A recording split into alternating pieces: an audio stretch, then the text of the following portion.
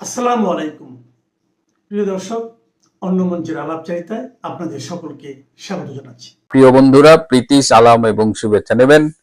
দেখতে দেখতে 16 মাস পার করে ফেললেন ডক্টর ইনু। তার প্ল্যান অনুযায়ী ক্ষমতা হস্তান্তর করে চলে যাবেন।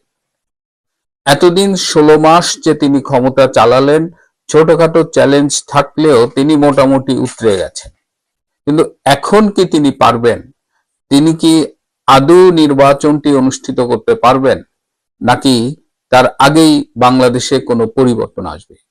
ডক্টর ইউনূস যখন ক্ষমতা নিয়েছিলেন তখন আপনারা জানেন গত বছরের 8ই অগস্ট তিনি এই প্রধান উপদেষ্টার পদে আসীন হয়েছিলেন। তিনি ধারণা করেছিলেন যে তিনি আমৃত্যু ক্ষমতায় থাকবেন, যে কারণে তার আশেপাশের লোকজনকে আমরা প্রায়ই বলতে শুনতাম যে 5 বছর 10 বছর, এমনকি তিনি নিজেও বলেছেন যে মানুষ নাকি চায় তিনি আরো 50 বছর ক্ষমতায় থাকুক। তিনি প্রথম ধাক্কাটি খেয়েছিলেন গত বছরের নভেম্বরে মার্কিন প্রেসিডেন্ট নির্বাচনে, যেদিন ফলাফল প্রকাশিত হয় এবং ট্রাম্প জয়লাভ করে। কারণ আজকে যদি কমলা হ্যারিস আমেরিকার প্রেসিডেন্ট থাকলেন, তাহলে বাংলাদেশে ইউনূস গংয়ের কি অবস্থা হতো, এটা আমি যতবারই ভাববার চেষ্টা করেছি আমার গা শিহরে উঠেছে। যাক, ট্রাম্প নির্বাচিত হবার পরে আমরা আশা করেছিলাম যে আমেরিকার যে বাংলাদেশ পলিসি বা সাউথ এশিয়ান পলিসি এবং বাইডেন যে কাজগুলো করেছিলেন সেগুলো থেকে ট্রাম্প প্রশাসন সরে আসবেন। কিন্তু তখন ইউনূস লবির পক্ষ থেকে বলা হয়েছে যে আমেরিকার প্রেসিডেন্ট পরিবর্তন হলেও নীতির পরিবর্তন হয় না, তাদের ফরেন পলিসির পরিবর্তন হয় না। আমরা বলছি হয়, তারা বলছে হয় না।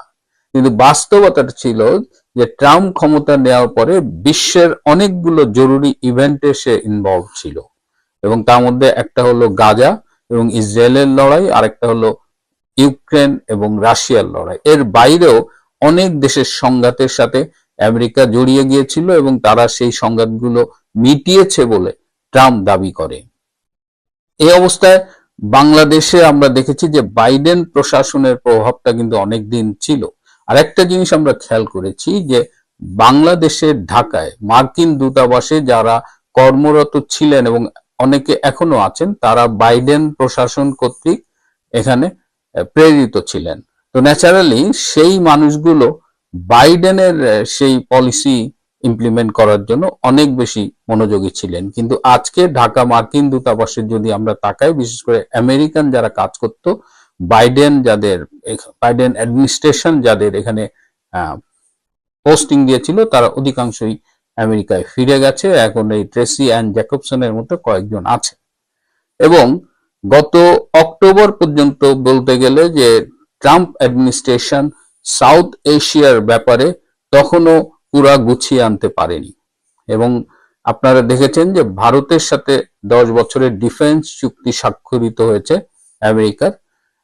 বাণিজ্য চুক্তি হই হই করছে, যে কোনো দিন চুক্তি স্বাক্ষরিত হয়ে যেতে পারে। চুক্তির মূল অংশগুলো অনেক আগে সেটেলড হয়ে আছে। সুতরাং গত নভেম্বর, পুরো নভেম্বর জুড়ে কাতারে, ভারতে এবং বাংলাদেশ এবং কিছুটা আমেরিকায় এই 4টি দেশে সিরিজ বৈঠক হয়েছে, এবং এই বৈঠকে মূলত বাংলাদেশের রাজনৈতিক ভবিষ্যৎ কি হবে সেটি নিয়েই আলোচনা হয়েছে। আরো অনেক বিষয় আলোচনা হয়েছে, তার মধ্যে একটি ছিল বাংলাদেশের রাজনৈতিক ভবিষ্যৎ। এবং এই নভেম্বরের সিরিজ অফ মিটিংস, এই 4টা দেশে বললাম, মূলত ভারতে এবং কাতারে। এবং ভারতে এই মিটিং গুলো করেছে অজিত দোভাল, ভারতের জাতীয় নিরাপত্তা উপদেষ্টা, এবং সার্জিও গার্ড, যিনি ভারতে মার্কিন রাষ্ট্রদূত, এবং তিনি এর বাইরে দক্ষিণ এবং মধ্য এশিয়াও ট্রাম্পের বিশেষ দূত হিসেবে কাজ করছেন। এর ফলে এই যে সিরিজ বৈঠকগুলো হয়েছে, এর ফলে আমেরিকার সাউথ এশিয়ান পলিসি, আমি যেহেতু বাংলাদেশের বিষয়গুলো নিয়ে কথা বলি, সো আমি বাংলাদেশ নিয়েই কথা বলবো। সো এই যে বাংলাদেশ নিয়ে ভারত, আমেরিকা এবং আমেরিকা মানে এর সাথে সাথে ইউরোপিয়ান ইউনিয়নও অনেকখানি ফলো করে তাদের। তো কি হবে বাংলাদেশের ব্যাপারে, এই বিষয়গুলো তারা চূড়ান্ত করেছে। এবং এটি চূড়ান্ত করার পরে 5ই ডিসেম্বর বাংলাদেশ সময় রাতে, আমেরিকার সময় তখন দিন, তখন এটি ট্রাম্পকে জানানো হয় এবং ট্রাম্প সেই গৃহীত সিদ্ধান্তগুলো অনুমোদন দেন। এবং সেই সেই দিন থেকেই বেসিক্যালি বাংলাদেশের ফেটটা নির্ধারিত হয়ে গেছে। আর একটা বিষয় আপনারা হয়তো জানেন না যে এর মধ্যে আমেরিকার প্রচুর প্রতিনিধি দল কিন্তু বাংলাদেশ ভ্রমণ করেছে, এবং সর্বশেষ একটা সেনা সদস্য দল তারা এসেছিল বাংলাদেশের সাথে। একটা কমন, এটা তাদের বাৎসরিক ডায়লগ ছিল, এবং সেই ডায়লগেও আমেরিকান টিমকে যিনি লিড করেছেন ব্রিগেডিয়ার জেনারেল সারা, তিনি আমাদের আর্ম ফোর্সেস ডিভিশনের লেফটেন্যান্ট জেনারেল কামরুলের সাথে মিটিং করেছেন, এবং কামরুলকে তিনি আমেরিকান ট্রাম্প সরকারের মনোভাব জানিয়ে গেছেন, এবং সেখানে তিনি বলেছেন যে মার্কিন প্রশাসন বাংলাদেশে একটি ইনক্লুসিভ নির্বাচন চায়। তার আগে কদিন আগে, এই গত সপ্তাহে ফিরে গেল একটি অ্যাডভান্স টিম, যারা ফিরে গিয়ে রিপোর্ট দেওয়ার পরেই বাংলাদেশে খুব দ্রুত এর একটা বিশেষ দূত আসছেন। সেই দূত আসলে দুজন আসছেন, সাউথ এশিয়ার যে অ্যাসিস্ট্যান্ট সেক্রেটারি, স্টেট সেক্রেটারি পল কাপুর, এবং ওই সার্জিও গার্ড, যিনি ভারতে মার্কিন রাষ্ট্রদূত এবং এই অঞ্চলের ট্রাম্পের বিশেষ দূত। তারা আসছে বাংলাদেশে, এবং বাংলাদেশে এসে তারা বাংলাদেশের সকল স্টেক হোল্ডারদের ইনক্লুডিং ডক্টর ইউনূস তাদের জানিয়ে দেবে যে একটি ইনক্লুসিভ নির্বাচন তারা চায়। এবং বাংলাদেশের ব্যাপারে আসলে ট্রাম্প এখন ভারতের চোখ দিয়েই দেখবেন। এর আগে আপনারা জানেন যে গত 13ই ফেব্রুয়ারি নরেন্দ্র মোদী হোয়াইট হাউসে গিয়েছিলেন, ট্রাম্পের সাথে মিটিং করেছেন। সেদিন ট্রাম্প সবার সামনে বলেছিলেন যে যেটা সহজ করলে দাঁড়ায় যে ভারতের চোখ দিয়েই বাংলাদেশকে দেখবে আমেরিকা। কিন্তু তারপরে গঙ্গার জল অনেক গড়িয়েছে, ট্যারিফ নিয়ে এবং নানান ইস্যুতে ভারতের সাথে আমেরিকার সম্পর্কে একটা টানাপোড়েন সৃষ্টি হয়েছিল, এবং সেই টানাপোড়েনের ফলশ্রুতিতে আমরা বিশ্ব রাজনীতিতে একটা নতুন মেরুকরণ লক্ষ্য করছিলাম। একদিকে আমেরিকা, আরেকদিকে চায়না, রাশিয়া, ইন্ডিয়া এবং ব্রিক্স এবং অনেক দেশ, যার ফলে দেখা গেল যে পুরো বিশ্ব রাজনীতিতে আমেরিকার যে একক আধিপত্য সেটা থ্রেটের মুখে পড়ে যায়। এবং সেই মুহূর্তে ট্রাম্পের উপদেষ্টা পরামর্শদাতারা বলেছিলেন যে সাউথ এশিয়ায় আসলে ভারতের সাথে বন্ধুত্ব করা উচিত। এর মধ্যে আমরা দেখেছি মার্কিন যুক্তরাষ্ট্রের সাথে পাকিস্তানের একটা সম্পর্ক গড়েছে। তো একজন কূটনীতিক খুব চমৎকার ভাবে এটি বিশ্লেষণ করেছেন যে পাকিস্তান হলো আমেরিকার লাঠিয়াল আর ভারত হলো তাদের বন্ধু। সভাপতি, যেহেতু বাংলাদেশের উপরে আমেরিকার এতদিনকার যে স্ট্র্যাটেজি ছিল সেটা পরিবর্তিত হয়েছে। ভারত তো বরাবরই এখানে একটি ইনক্লুসিভ নির্বাচন চেয়েছে। এদিকে ইউনূস এখন শুধুমাত্র পাকিস্তান এবং তুরস্কের সমর্থন ছাড়া আর কারো তেমন সমর্থন পাচ্ছে না, এবং এই অবস্থায় পাকিস্তান এবং তুরস্কও কিন্তু বেশ কিছুটা দ্বিধান্বিত যে আসলে কি হচ্ছে বাংলাদেশের রাজনীতিতে। তো এই যে একটা চ্যালেঞ্জ তৈরি হয়েছে, এই চ্যালেঞ্জ কি ডক্টর ইউনূস মোকাবেলা করতে পারবেন? তিনি কি আদৌ নির্বাচনটি অনুষ্ঠিত করতে পারবেন? এই বিশ্ব পরাশক্তির বিরুদ্ধে গিয়ে তিনি কি তার পরিকল্পনা অনুযায়ী জেনারেল ওয়াকার খানের সাথে মিলে জামাতকে ক্ষমতায় নিতে পারবেন? এই প্রশ্নটি এখন সামনে উঠে এসেছে, এবং রাজনীতিবিদরা বা রাজনৈতিক বিশ্লেষকরা মনে করেন যে এই মুহূর্তে ইউনূসের সামনে যে চ্যালেঞ্জ সেটি ওভারকাম করার সক্ষমতা ডক্টর ইউনূসের নেই। এবং ডক্টর ইউনূসের কিছু উপদেষ্টা, তারা এর আগে আমরা দেখেছি খুব সরব ছিল, বিশেষ করে রাষ্ট্রপতির বিভিন্ন কথার পরে তারা নানা রকমের কথা বলতো। কিন্তু সম্প্রতি রাষ্ট্রপতি যে ব্রিটিশ সংবাদ সংস্থা রয়টার্সে একটা ইন্টারভিউ দিয়েছিলেন, এবং সেখানে তিনি ডক্টর ইউনূসের সম্পর্কে বলেছেন 7 মাস তার সাথে যোগাযোগ নেই, এবং তিনি পদত্যাগের আগাম হুমকি দিয়ে রেখেছেন। তো সেটা অবশ্যই ইউনূস প্রশাসনের জন্য একটু বিব্রতকর ছিল। কিন্তু এরকম একটা সাক্ষাৎকার দেওয়ার পরেও আসিফ নজরুল এবং কোনো উপদেষ্টাই কিন্তু কোনো মন্তব্য করেনি। আসিফ নজরুলকে একটি সূত্র জিজ্ঞেস করেছিল যে তিনি এর আগে রাষ্ট্রপতির বিভিন্ন ইস্যুতে প্রতিবাদ করেছেন, কিন্তু এবার কেন তিনি এই সাক্ষাৎকারের পরে কোনো উচ্চবাচ্য করলেন না। আসিফ নজরুল জানিয়েছেন যে যেহেতু এটা ঢাকার একটা প্রভাবশালী রাষ্ট্রদূতের মধ্যস্থতায় হয়েছে, সেখানে তারা অসহায়, তাদের কিছু করার নেই। প্রিয় দর্শক, এর আগে আমি একটা এপিসোডে রয়টার্সকে মার্কিন সংবাদ সংস্থা বলেছিলাম, আমি দুঃখিত। আমি আসলে বলতে চেয়েছিলাম ব্রিটিশ সংবাদ সংস্থা, কিন্তু এই সাক্ষাৎকারটি ছাপানোর ব্যাপারে মার্কিন একজন কূটনীতিবিদ ভূমিকা রেখেছিল। সুতরাং বাংলাদেশের রাজনীতি একটি ইনক্লুসিভ নির্বাচনের পক্ষে যাবে। এর বিপক্ষে গিয়ে ডক্টর ইউনূস যদি কিছু করতে চায় তাহলে তিনি ব্যর্থ হবেন, কিংবা কোনোভাবে নির্বাচন অনুষ্ঠান করতে পারলেও সেটি অবশ্যই সাস্টেন করবে না। সুতরাং এই মুহূর্তে সবাই মিলে একটা ইনক্লুসিভ নির্বাচনের দিকে যাওয়াটাই হবে বুদ্ধিমানের কাজ, এবং সেই নির্বাচনটি অবশ্যই ডক্টর ইউনূসের অধীনে হবে না, সেটা নতুন কোনো ব্যবস্থাপনায় হতে পারে। এর মধ্যে ছোট্ট দুটো আপডেট আছে। সাংবাদিক আনিস আলমগীরকে গ্রেপ্তার করা হয়েছে। আপনারা জানেন এই আনিস আলমগীর গত জুলাই আগস্টের জঙ্গি অভ্যুত্থানের একজন সমর্থক ছিলেন, কিন্তু তিনি মাঝে মধ্যে ইউনূস প্রশাসনের সমালোচনা করতেন এবং মুক্তিযুদ্ধের পক্ষে কথা বলতেন। এইটাও তারা সহ্য করতে পারেনি। তাদের নিজেদের একজন সাংবাদিক হওয়া সত্ত্বেও আনিস আলমগীরকে আজ গ্রেপ্তার করা হলো। তো স্বরাষ্ট্র মন্ত্রকে ঘোরাফেরা করে আমি যেটা জানতে পেরেছি সেটা হচ্ছে পাকিস্তান এবং ভারতের বাংলাদেশের উপরে কি ধরনের অ্যাকশন হতে পারে। সেখানে বসেই আমি শুনেছি যে 11টা জায়গায় সীমান্ত এলাকায়, যেগুলো আমাদের মিলিটারি ইন্টেলিজেন্সের লোকেরা গিয়ে ওয়াকারকে নিয়ে 11টা জায়গা চিহ্নিত করে দিয়েছিলেন, সে 11টা জায়গার মধ্যে শুধু লালমনিরহাটের বোধহয় একটা একে মাসের স্ট্রাকচার এগুলো ওপর দিয়ে ভেঙে টেঙে দিয়ে কাজ শেষ হয়ে গেছে, বাকিগুলো কিছু করেনি। আমি বহুদিন আগে থেকে আপনাদের বলে আসছি যে বৃষ্টির মতো পড়বে, বৃষ্টির মতো। কারণ আমি খবর পাচ্ছিলাম যে 7 দিনের টাইম লিমিট শেষ হয়ে গেছে, এবার তৈরি হচ্ছে আমাদের ড্রোন গুলো অ্যাকশনে আসবে। এই ড্রোন গুলো ওড়ে পানাগড় থেকে, যেগুলো আপনাদের হাতের বাইরে, সেখান দিয়ে উঠবে এবং জায়গা মতো পড়ে যাবে। এখন যেগুলো শুরু হয়েছে না, সেগুলি 11টা জায়গায় যে শুরু হয়েছে, টোটাল 40 জনের মতো মারা গেছে বলে আমাদের কাছে খবর আছে। আপনাদের কাছে কোনো খবর থাকবে না, এই কারণেই যে আপনাদের দেশে সমস্ত কিছু চেপে যাওয়া হচ্ছে। যেহেতু আপনাদের দেশের মিডিয়া বলছে না এবং ভারত প্রকাশ করছে না সরকারিভাবে, কারণ ভারত সরকারিভাবে এই তথ্য কখনো প্রকাশ করবে না, তাই আপনারা বিভ্রান্তির মধ্যে পড়ে যাচ্ছেন যে আদৌ হয়েছে কিনা। যারা সীমান্তবর্তী এলাকা, যাদের আত্মীয় স্বজন বাস করেন, তাদেরকে আপনারা ফোন করে খবর নিন যে সীমান্ত এরিয়ায় ওই ঘাঁটিগুলো হয়েছে, সেই সীমান্ত এরিয়ায় ড্রোন স্ট্রাইক হয়েছে কিনা, 11টা অঞ্চলে ড্রোন স্ট্রাইক হয়েছে কিনা। তাহলে আপনাদের কাছে দুধ কা দুধ, পানি কা পানি হয়ে যাবে, কাউকে বলে দিতে হবে না।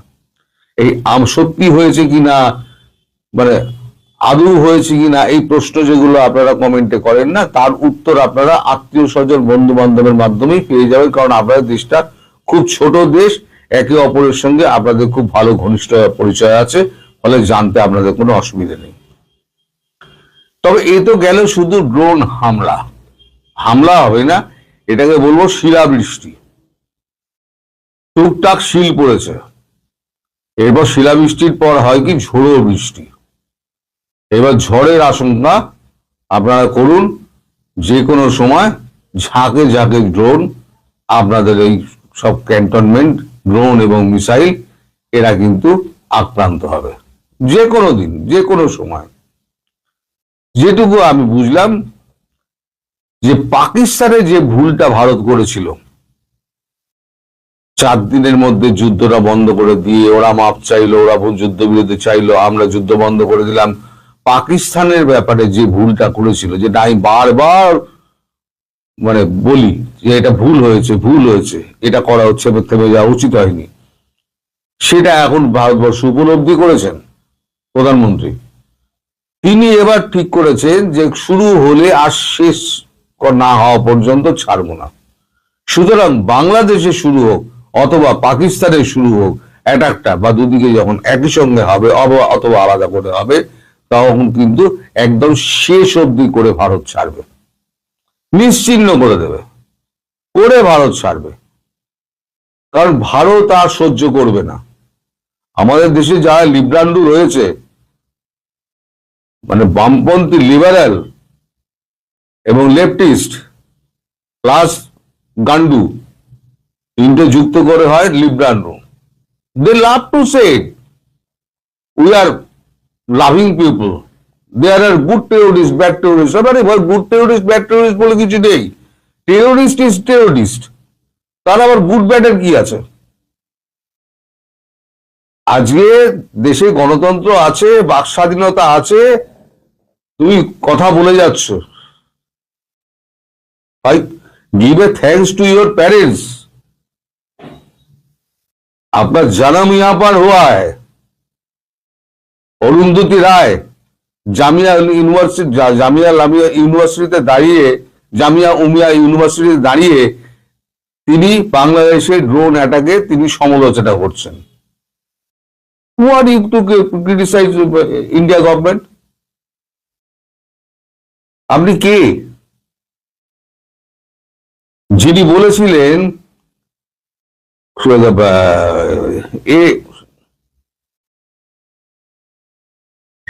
अफजल हम शर्मिंदा है तेरे कातिल जिंदा है। अफजल गुरु যিনি আমাদের পার্লামেন্ট অ্যাটাকে যিনি মাথা ছিলেন, তাকে যখন ফাঁসি দেওয়া হয় তখন তিনি স্লোগান তুলেছিলেন ওই দিল্লি ইউনিভার্সিটিতে, अफजल हम शर्मिंदा है तेरे कातिल जिंदा है। भाई शुक्र मानो अपने पेरेंट्स को कि आपने जन्म लिया इस धरती पर। थोड़ा सा भी दाया माया हो जाता ना तो पता चलता অরুন্ধতী রায় আর তোমার যত চেলা চামুন্ডা সাকরেদ রয়েছে তাদের সমস্ত বুঝে যেতেন যে কোথায় আপনি জন্ম নিয়েছেন আর কতটা বাক স্বাধীনতা আপনি পাচ্ছেন। এরা ভারতবর্ষের নীতির সমালোচনা করে কোন স্বার্থে? ভারতবর্ষ আবার একটা পহেলগামের জন্য প্রস্তুত থাকুক আর একটা দিল্লি ব্লাস্টের জন্য প্রস্তুত থাকুক। যারা ভোটে দাঁড়ালে তাদের পরিবারের ভোটটুকুও তারা পাবে না, একটা কর্পোরেশন ইলেকশনে দাঁড়ালেও পাবে না, তারা দাঁড়িয়ে বড় বড় বক্তৃতা দিচ্ছে। I demand immediate arrest of Arundhati Roy, immediate arrest. বাংলাদেশে কি হবে না হবে, পাকিস্তানে কি হবে না হবে, তুমি নীতি নির্ধারককে, তুমি না এমএলএ, না পার্লামেন্টেরিয়ান, না এমপি, তুমি কে? তো যাই হোক, আমাদের দেশের এই জন্য আমরা বলি এদেরকে লিবরান্ডু, লেফটিস্ট, লিবারেল প্লাস গান্ডু, সব মিলিয়ে লিবরান্ডু। আর আপনাদের দেশে যারা এই যে গুজববাজ সুজববাজ বলেন না, আর যারা বলে সত্যি কিনা মিথ্যে কিনা, আপনি ছবি দিন অমুক দিন, বোঝেন না। আপনাদের এত নেতা গিয়ে আপনাদের দেখা করলেন, আপনার নেত্রীর সঙ্গে একটা ছবি কেন বেরোয়নি? কেন বেরোয়নি? নেতাদের বলতে পারতেন যে একটা ছবি দিন, নইলে আমরা বিশ্বাস করতে পারবো না। কই বলেননি তো নেতাদের। আপনার যত ডিমান্ড হচ্ছে আমার কাছে, ওয়ার্কলেস পিপল। আপনাদের জন্য আজকে বাংলাদেশের এই অবস্থা। আপনারা হলেন গিয়ে ওই ইউনুসের সাগরেদ, যারা এখানে আজে বাজে কমেন্ট করে যান, এর উত্তর পাবলিক দেবে, যারা বোঝে তারা দেবে উত্তর। আমার দোয়াটা বড় ব্যাপার নয়, তাদের দোয়াটা দরকার। তো বাংলাদেশের কপালে কিন্তু অশেষ দুর্গতি নাচছে, আমি এটা বলে দিলাম। কবে হবে না হবে কিন্তু আমি জানি না, কিন্তু শুরু হলে শেষ হয়ে ছাড়বে। এবারে পাকিস্তানের মতো হবে না যে 4 দিনের যুদ্ধ করে কি 2 দিনের যুদ্ধ করে বাংলাদেশে হাফ বেলায় যুদ্ধ শেষ হয়ে যাবে, তারপরে তো আমরা ছেড়ে দিলাম। ও আর হবে না, ভুলে যান। এবার শুরু হবে তো শেষ হবে। স্বরাষ্ট্র মন্ত্রকের স্পষ্ট একটা আমি নির্দেশিকা একটা পেয়ে গেলাম, মানে একটা লাইন আমি পেয়ে গেলাম, যেটাতে আমি বুঝলাম যে এবার শুরু হলে সে পাকিস্তানি হোক অথবা বাংলাদেশে হোক, কারণ টেরোরিজম ভারতবর্ষ বরদাস্ত করবে না। সিডনিতে কি হলো? সিডনিতে এত বড় ঘটনাটা ঘটে গেল। ভারতবর্ষ যখন পরমাণু পরীক্ষা করেছিল, প্রথম আপত্তি করেছিল অস্ট্রেলিয়া। এরা বহু বর্ণে বিশ্বাসী। সবাই এসো। আজকে ব্রিটেনের অবস্থা দেখুন, ব্রিটেনের সাহেবরা এখন সংখ্যালঘু হয়ে গিয়েছে। এমন এমন এক একটা পাড়া রয়েছে যেখানে গিয়ে ঢোকা যাবে না, তারা আর্তনাদ করে এখন। একসময় এই ব্রিটেনে সূর্যাস্ত যেত না, তাদের আজকে এই অবস্থা। তো যাই হোক, বাংলাদেশের এই যে ইউনূস সরকার, তারা কোনো কিছু জানতে দিচ্ছে না, মানুষকে বোকা বানিয়ে রাখছে। সব কটা কি চেপে রেখে দিয়ে সব মানে কথা সমস্ত চাপা আছে, কেউ কিছু আপনারা জানতে পারছেন না। মিডিয়া কি জানে না? মিডিয়া সবাই সব জানে, কিন্তু তারা প্রকাশ করতে পারছে না। তারা প্রকাশ করতে গেলে তাদের চাকরি চলে যাবে, নইলে প্রাণটা চলে যাবে, আর নইলে পরে চ্যানেলটি জ্বালিয়ে দেবে, কাগজের অফিসটি জ্বালিয়ে দেবে। কে চায়? আপনাদের না জানার ফল হচ্ছে আজকে দেশটা আরো অধঃপতনে চলে যাচ্ছে, আর আপনারা জানারও চেষ্টা নেই। কেউ যদি আপনাদের জানাবার চেষ্টা করে, তখন আপনারা তাকে কাঠগড়ায় তুলে দেন। প্রবলেমটা হচ্ছে এই জায়গায়, আপনাদের যদি কেউ জানাবার চেষ্টা করে, তখন আপনারা তাকে কাঠগড়ায় তুলে দেন। খোদ আওয়ামী লীগের লোকেরা আমায় প্রশ্ন করে, আপনি একদম চাওয়াবাজ, ছবি দিন নইলে বিশ্বাস করবো না। আরে আপনার বিশ্বাস অবিশ্বাসে কি আসে যায়? আপনি বিশ্বাস করলে করবেন, না করলে না করবেন। আমি কি কখনো আপনাদের বলেছি যে আমার চ্যানেল আপনি সাবস্ক্রাইব করুন? আমি তো বলিনি। তবে আমি যা বলি তাই ঘটে, আমি যা যা বলেছি তাই তাই ঘটেছে। ওই বলেছি ড্রোন বৃষ্টি হবে, ড্রোন বৃষ্টি সবে শুরু হয়েছে। এবার খোঁজ নিয়ে দেখুন হয়েছে কি হয়নি। আত্মীয় স্বজনকে ফোন করুন, সীমান্ত এলাকায় যারা রয়েছে। আর যখন আপনার পাশের বাড়িতে যখন পড়বে, তখন তো আপনি বলেছিলেন ওই পেছনে পেছনে যখন পড়বে, পেছনে যখন জ্বলবে, তখন বলবে না না আমার মাথায় পড়েনি, আমার পেছনে পড়েছে, ওটা গুজব ছিল। আমি বলেছি এটাও হবে আপনাদের। আপনাদের কপালে অশেষ দুর্গতি আছে আপনাদের এই গান্ডুমির জন্য। আপনাদের ওই জন্য নাম দিয়েছি আমি উদ্গান্ডু, যারা এই সমস্ত কথা বলেন। আরো অনেক কিছু নাটক দেখার বাকি আছে, পিকচার আবি বাকি হ্যায়। সবে শুরু হলো দোস্ত, পিকচার আবি বাকি হ্যায়। আপনারা প্রধানমন্ত্রী সব জানেন, তিনি সমস্ত কিছু জানেন, এবং তার নির্দেশ, তার সঙ্গে আলাপ আলোচনা করেই ভারতবর্ষ যা করার করছে। আমার যতটুকু বোঝার আমি ততটুকু বুঝে গিয়েছি, সব কথা বলতে পারবো না। সুতরাং আমি এক একটা মন্তব্য ধরে ধরে রোজ আমি বলবো। স্বরাষ্ট্র মন্ত্রকের কথা বলবো, বিদেশ মন্ত্রকের কথা বলবো, বাণিজ্য মন্ত্রকের কথা বলবো, বিভিন্ন ডেস্কের কথা বলবো। ঘুরে ঘুরে যা আমি গত 3 দিনে জানতে পেরেছি, পুরোটা আপনাদের ধীরে ধীরে ধীরে ধীরে বলবো। আপনারা অপেক্ষা করুন, আর আপনারা তার থেকেই বুঝতে পারবেন, আমার আলোচনা থেকে বুঝতে পারবেন যে বাংলাদেশের কপালে কি দুর্গতি আসছে।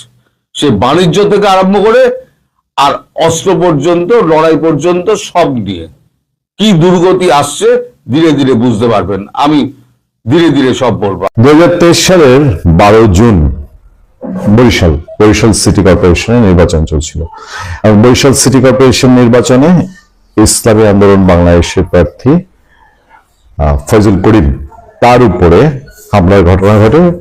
ফয়জুল করিম তিনি অভিযোগ করেছিলেন যে আওয়ামী লীগ, ছাত্রলীগ তারা তার উপরে হামলা করেছে, এবং তিনি বরিশালের পুলিশ কমিশনারের কাছে গিয়ে সেটা বিচার দিয়েছেন। এবং এই ছবি মুহূর্তের মধ্যে সারা দেশে ছড়িয়ে পড়েছিল, এবং সবাই ধিক্কার জানিয়েছিল যে ওই ইলেকশনে বিএনপি অংশ নেয় না। ওই ইলেকশন নিয়ে অনেক তর্ক ছিল, অনেক বিষয় ছিল যে ইলেকশন কেমন হবে। অন্যতম ওই ইসলামী আন্দোলন বাংলাদেশ যে সেখানে জয়েন করেছে, সেটাও তখন টলারেট করা হয়নি। তাকে প্রার্থীকে মেরে, একেবারে একজন প্রার্থীকে মারা, এটা যে কোনো নির্বাচনে কিন্তু মানুষ খুব সিরিয়াসলি নেয়, সারা দেশের মানুষ দেখলো। এবং এইসব ঘটনা বাংলাদেশে আরো নির্বাচন, যে সরকারের অধীনে নির্বাচনটাকে খুব প্রশ্নবিদ্ধ করে ফেললো, এবং কেয়ারটেকার গভর্নমেন্টের দাবিটা জোরালো করে তুললো। কিন্তু তারপরে তৎকালীন সিইসি কাজী হাবিবুল আওয়াল, তার রিয়াকশনটা আপনাদের মনে আছে? উনি কি ইন্তেকাল করেছেন? না, উনি কি আপনার কতটা, আমরা যেটা দেখেছি ওনার কিন্তু রক্তক্ষরণটা দেখিনি, যতটা শুনেছি ওনাকে শুনেছি যে ওনাকে হাবিবুল আওয়াল যখন এই রিয়াকশন দিলেন, রিয়াকশনের পরপর চারদিকে একদম ছিচি পড়লো, সবাই তীব্র সমালোচনা করলো তৎকালীন সিইসি হাবিবুল আওয়ালের, এবং এর জবাব দিতে দিতে ত্রাহি অবস্থা, সরকারও অপদস্থ অবস্থা, তৎকালীন সরকার। এইবার সারা দেশের মানুষ যখন তটস্থ, সারা দেশের মানুষ যখন উৎকণ্ঠিত যে একটা তরুণ যুবক হোক তার রাজনৈতিক আদর্শ যাই হোক না কেন, সেই তকবগে তরুণ যুবকটি ঢাকার রাজধানীতে রাজপথে দিনের বেলায় তাকে প্রকাশ্যে একেবারে ট্রেন্ড কমান্ডো স্টাইলে তার মাথার খুলিটা উড়িয়ে দেওয়ার চেষ্টা করা হলো, গুলি করা হলো, মাথার খুলি একদিক থেকে আরেক দিকে বের হয়ে গেল। সেই ঘটনায় সারা দেশের রাজনৈতিক অঙ্গন যখন উত্তপ্ত, প্রার্থীদের নিরাপত্তা, মানুষের নিরাপত্তা, এগুলো নিয়ে আলোচনা, একে অন্যকে দোষারোপের রাজনীতি, সেই সময় বাংলাদেশের এখনকার নির্বাচন কমিশনার সিইসি তিনি কি বলছেন? আইনশৃঙ্খলা অবনতি হলো কোথায়? একটু মাঝে মধ্যে দু একটা খুন খারাপি হয়, এই যে হাদির একটা ঘটনা হয়েছে, আমরা এগুলো বিচ্ছিন্ন ঘটনা বলে মনে করি। আমি নিজে থেকে আর কোনো মন্তব্যে যেতে চাই না। আপনার পত্রপত্রিকা এসছে ইনকিলাব মঞ্চের আহ্বায়ক ঢাকা ৮ আসনের সম্ভাব্য স্বতন্ত্র প্রার্থী শরীফ ওসমান হাদির উপর গুলি চালানোর ঘটনাকে বিচ্ছিন্ন ঘটনা হিসেবে উল্লেখ করেছেন প্রধান নির্বাচন কমিশনার ANM নাসির উদ্দিন। একই সঙ্গে আসন্ন জাতীয় নির্বাচন নিয়ে যে কোনো ধরনের সংশয় ও দুশ্চিন্তা দূর করার আহ্বান জানান তিনি। গুলশানে একটা অনুষ্ঠানে বলছেন যে নির্বাচন আয়োজনের জন্য নির্বাচন কমিশন সম্পূর্ণ প্রস্তুত এবং নির্ধারিত সময়ে নির্বাচন অনুষ্ঠিত হবে। আইন শৃঙ্খলা পরিস্থিতির অবনতি প্রসঙ্গে তিনি বলেন, আইন শৃঙ্খলা অবনতি হলো কোথায়? আইন শৃঙ্খলা অবনতি হলো কোথায়? সরি টু সে, আমার হাসার জন্য আমাকে ক্ষমা করবেন, আমি আইন শৃঙ্খলা পরিস্থিতির জন্য হাসি না, ওনাদের এই চেয়ারটার গরম। আমি বলেছি না গতকাল একটা আলোচনা যে স্বরাষ্ট্র মন্ত্রীর চেয়ারটার একটা গরম আর সিইসি চেয়ার, এই দুইটা যারা বসেন তাদের দোষ নেই, চেয়ারের একটা দোষ আছে। মাঝে মাঝে দু একটা খুন খারাপি হয়। হাদির একটা ঘটনা হয়েছে, আমরা এগুলোকে বিচ্ছিন্ন ঘটনা মনে করি।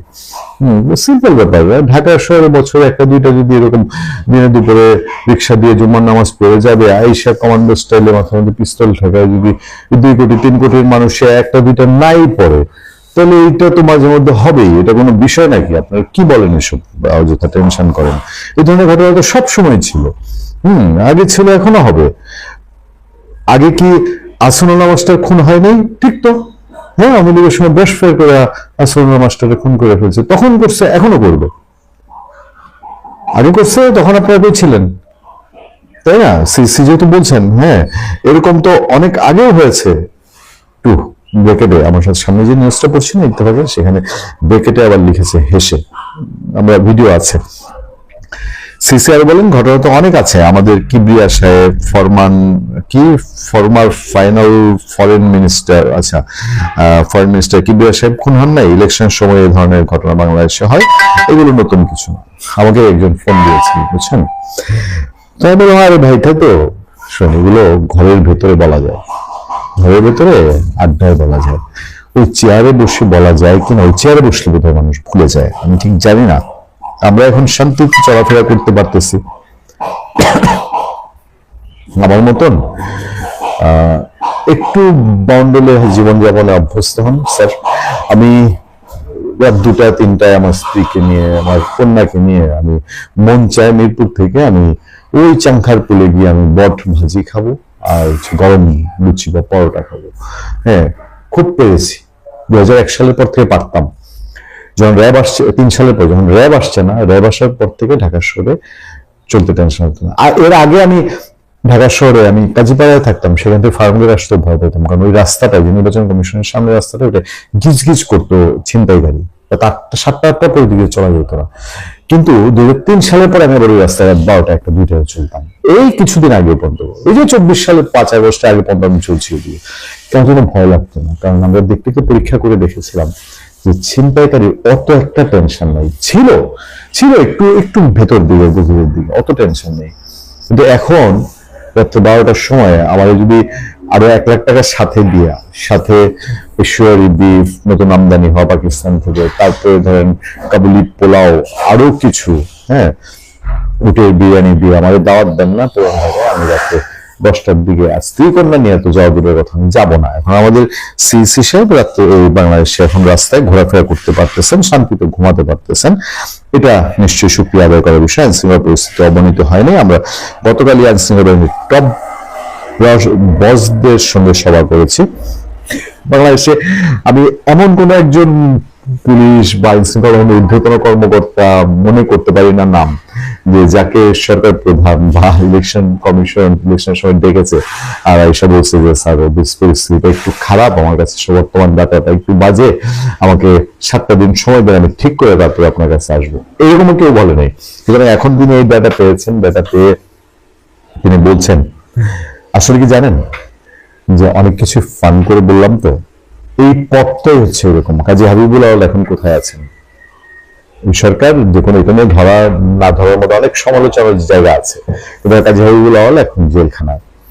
সে যে কথা তিনি বলেছিলেন ফজল করিম আহত হওয়ার দিনে, যে উনি কি ইন্তেকাল ফরমাইছেন, আজকে গিয়ে জিজ্ঞেস করেন, তুমি বলবো যে আমি তখন এখন হলে আমি এই কথাটা বলতাম না, আমি নিশ্চিত।